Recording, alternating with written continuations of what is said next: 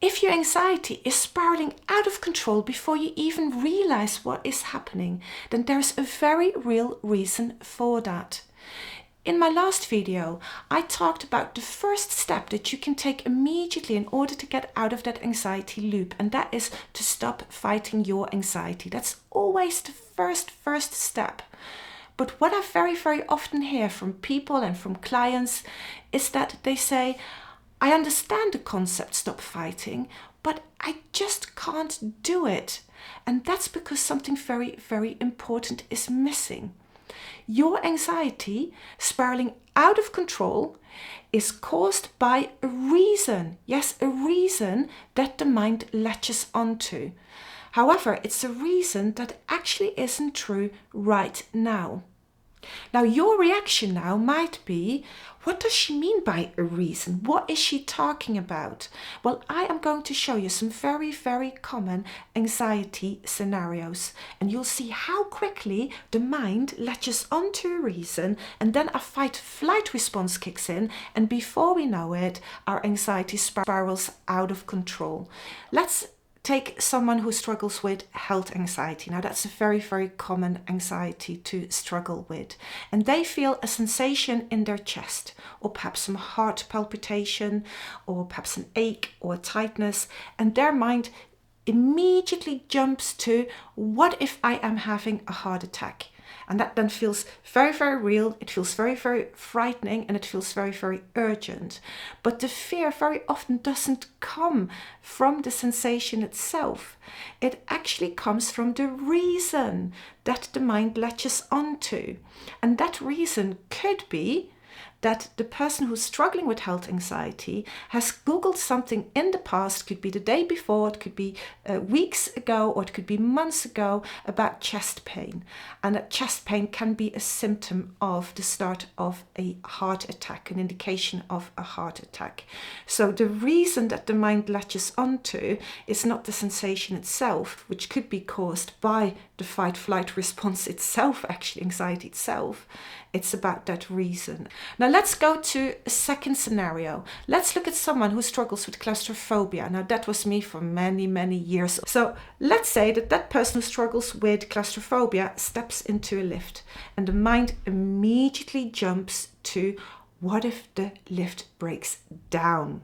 And the body starts to react. That fight-flight response slowly starts to get activated. But the fear isn't coming from the lift. It's coming from the reason. And that reason could be that that person once was trapped in the lift, or perhaps in a toilet, which was the case with me as a 4-year-old. And that is the reason, an old past memory is the reason the mind latches onto. And that then can make the anxiety spiral out of control. But it has nothing to do with the here and now. It's nothing to do with that lift. Now let's have a look at a third and last scenario. Let's take someone who struggles with social anxiety, and they're going to a Christmas party. Now sounds like fun, right? However, this person starts having anxious thoughts such as, what if I'm going to feel rejected at the party? What if I say something stupid? Now, that fear, the anxiety, does not come from the people who are there. That's not the real reason. Yeah. The reason that the mind latches onto could be a past experience where they have been judged, or it could be a past experience with bullying, for instance, or feeling embarrassed in a situation. And it's got nothing to do with the here and now and actually that Christmas party. Now, I know what your mind might be saying or screaming at me right now, and that is, yes, but it could happen, right? The lift could break down, and actually I could feel rejected at that Christmas party, and I could have a heart attack. I hear you, I've been there, I get it, but let me show you something here, and this is going to be absolutely key. So here you see a big circle called things I worry about, and then you see a smaller circle, things that can happen, and then you see a tiny dot, things that actually do happen. It's tiny. Now, when we struggle with anxiety, we focus on that tiny little dot. That is what we trust, the smallest possibility. And I'll give you a very concrete example here. Say that you're afraid of flying. You're very, very afraid that the plane will crash. Now, there are actually more than 38 million planes that take off every single year. And the chance of an accident is 0.0005% per flight. Now, when you struggle with anxiety, we don't focus on the 99.9995% chance that nothing will happen.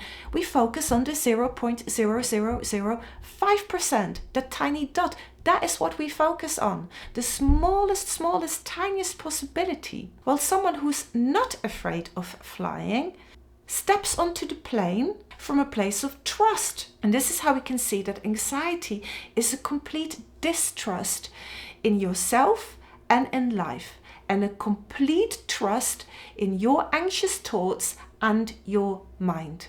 It's time for me to show you my 3-step process to help you uncouple your anxiety from the reason. Now, this is really, really key, and this will help you to stop fighting your anxiety, because your anxiety cannot exist without the reason.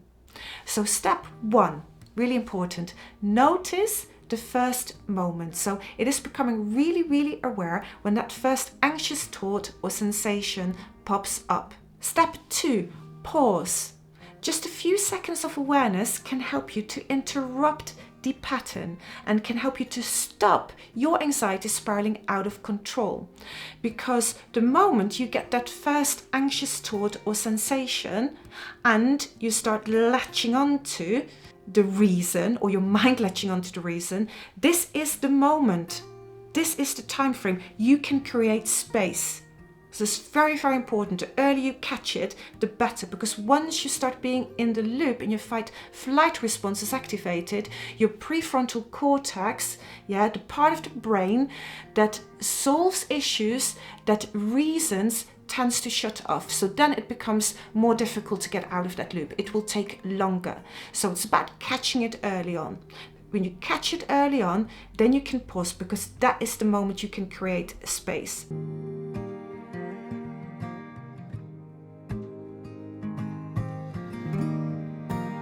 And then step 3, say to yourself, I feel the anxiety, I feel the sensation, I can see that anxious thought, I can observe that anxious thought, but I've got nothing to do anymore with the reason it latches onto. It's got nothing to do with me.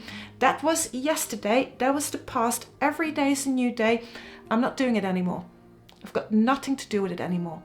So remember this, you can create that small space before the anxiety starts spiraling, and that moment is your doorway to freedom.